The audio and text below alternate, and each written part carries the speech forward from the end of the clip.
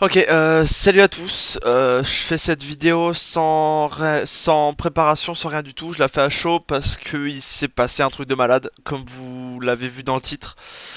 Par où commencer en fait? Waouh.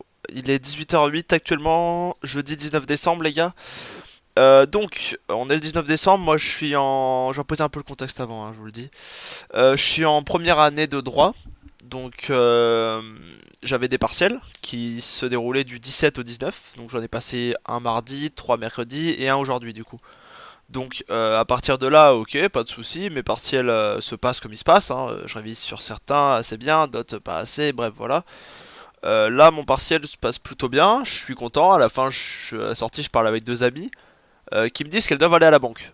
Donc je leur dis, bah écoute, enfin je leur dis, bah écoutez, si vous voulez, je vous montre le chemin. Je vous emmène devant la banque et voilà, après vous faites ce que vous avez à faire. Je tairai le nom de la banque évidemment pour des raisons de strike sur YouTube, hein, tout simplement. Pas de soucis, elle accepte très bien. On part en voiture, donc moi j'ai ma voiture et elles sont toutes les deux dans la voiture derrière. Donc je vérifie pendant tout le chemin qu'elles me suivent bien, etc. On arrive devant la fameuse banque où elles ne savaient pas où elle était. Donc là, je leur montre. En fait, j'ouvre ma fenêtre. Donc imaginez-vous que je suis au volant là, comme ça. Attendez, bah, j'ai mon volant qui est ici. Là, j'ouvre ma fenêtre. Je montre avec le bras en mode c'est juste là, c'est juste là. Clac. Ensuite, quand j'arrive devant la banque, je fais un petit appel de warning pour leur montrer, regardez, c'est bien là.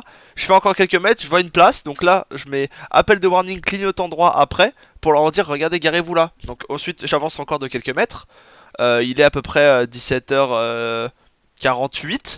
J'avance encore de quelques mètres, je regarde dans mon rétro intérieur ce qu'elles font. Là, je vois la voiture qui commence à tourner vers la place, donc je me dis, ok, c'est parfait. Elle tourne vers la place, très bien.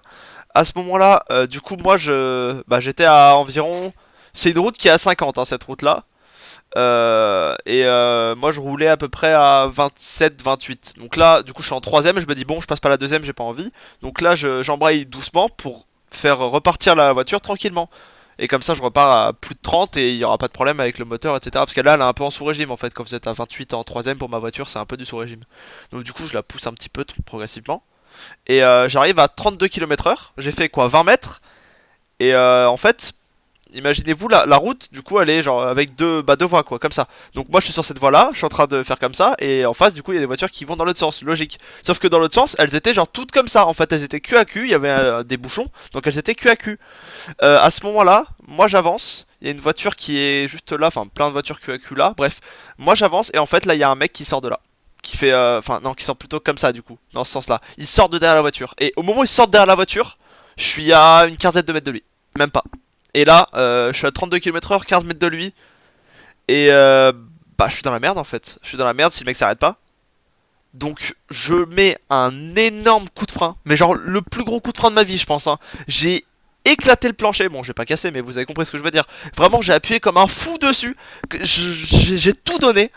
Je m'arrête, je vais pas vous mentir, hein. Je m'arrête à 20 centimètres de lui. Vraiment, maximum 20 centimètres de lui. Je suis choqué mais vous imaginez même pas à quel point je suis choqué. Je remets ma première, je repars après, quand il a fini de traverser. Je suis dans un moment où je suis choqué comme pas possible, je me dis putain, à 20 centimètres près, tu tuais peut-être quelqu'un. À 20 centimètres près, je le rentrais dedans. Le mec, c'était un vieux, hein. Pas vous mentir, il avait genre 55-60 ans. Peut-être, non, plus de 60 ans, je pense. Un vieux, quoi. Donc, déjà, il allait pas vite, vous vous en doutez bien. Donc, il aurait pas pu traverser le passage piéton en courant ou quoi. Et donc, ouais, je suis en mode putain, j'aurais pu tuer quelqu'un. J'aurais juste pu tuer quelqu'un là à l'instant. Donc, pendant encore 4-5 minutes, je suis choqué. Je roule pour rentrer. J'arrive, je suis choqué, genre vraiment, je suis en train de me remémorer, de revoir la scène, me dire putain qu'est-ce qui s'est passé, oh là là mon dieu c'était trop chaud et tout. Et voilà en fait, et j'étais juste choqué comme pas possible de ce qui venait de m'arriver.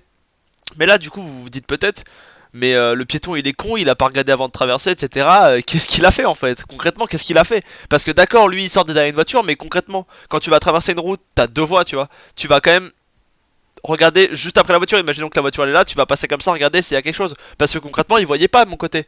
Donc on peut se dire, il est complètement inconscient, c'est de sa faute et pas de la tienne concrètement. On peut voir les choses comme ça, après il n'y a pas vraiment de faute à quelqu'un, mais voilà, on peut dire un peu que c'est un peu de sa faute comme ça. Bah en fait les gars, le problème, c'est que effectivement j'ai failli le renverser, effectivement il a pas regardé, mais il a pas regardé pas parce qu'il avait pas envie, juste parce qu'il était aveugle en fait. Le mec était aveugle. Voilà. C'est clairement le moment où là vous êtes en mode mais putain, le gars était aveugle en fait. j'ai failli écraser un aveugle. Alors, ça m'a emmené à me poser des questions. Comme par exemple, comment il va faire pour traverser la route? Enfin, comment il sait quand est-ce qu'il peut traverser la route? Parce que lui, il les voit pas les voitures, s'il est vraiment aveugle. Parce que là, il avait genre les lunettes noires, noires, noires, noires, avec la canne par terre. Et il tâtait, donc concrètement, c'est plus que malvoyant là, je pense. Je pense que c'est clairement aveugle. Mais du coup, comment il fait pour passer? Genre, il a. Parce que là, il était seul, hein. Il était pas avec quelqu'un, donc c'est-à-dire que personne lui a dit vas-y, tu peux traverser, à moins que ce soit un mec qui s'est arrêté devant, qui a ouvert la fenêtre, qui a dit ouais, vas-y, c'est bon, tu peux y aller. Enfin, genre. C'est un truc de fou. Du coup, je me suis demandé là-dessus sur comment il avait fait pour traverser, mais n'empêche que, aveugle ou pas, j'ai juste failli tuer quelqu'un. Et je suis choqué, genre pour un moment, je pense, les gars. Donc, bah, la morale à retenir en fait, c'est juste faites gaffe. Concrètement, faites gaffe quand vous êtes sur la route, on peut toujours être confiant. Parce que, ok, peut-être que là je l'aurais renversé et je serais pas mort, moi d'accord. Mais avoir ça sur la conscience, je crois que je préfère encore être celui qui se fait écraser que celui qui écrase, hein, concrètement. Parce qu'avoir une mort sur la conscience, les gars, c'est pas.